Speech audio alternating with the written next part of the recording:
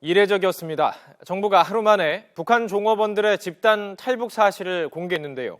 선거를 목전에 둔 민감한 시기여서 정치권에선 또 북풍 논란이 일고 있습니다. 조용성 기자가 보도합니다. 정부는 지난 8일 탈북한 북한 식당 종업원의 국내 도착 사실을 신속히 공개했습니다.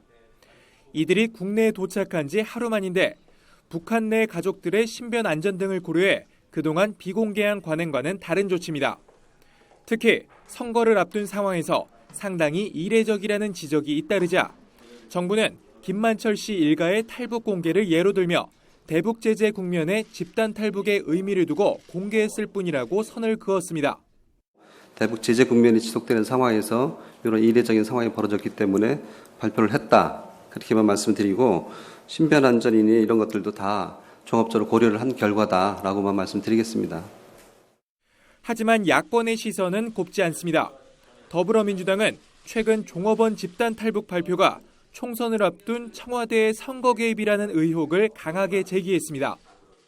결국 정부가 목전에 다가온 총선에서 보수표를 결집하려고 긴급 발표를 지시한 게 아니냐는 의혹을 지우기 어렵습니다. 반면 중도층을 의식한 국민의당은 북한 변수는 더 이상 표심을 움직이기 어렵다며 더민주와 미묘한 시각 차이를 드러냈습니다.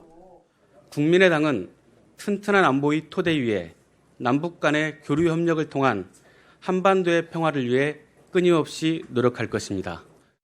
새누리당은 북한에 끌려다니는 야당이 안보 위기를 가져오지 않을지 우려된다고 반박했습니다.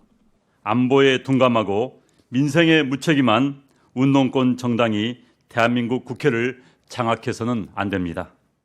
하지만 전문가들은 북한발 안보 이슈, 이른바 북풍이 예전만큼 파문이 크지 않을 것이라면서 영향이 제한적일 것으로 내다봤습니다.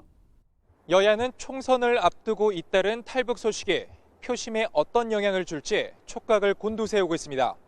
YTN 조용성입니다.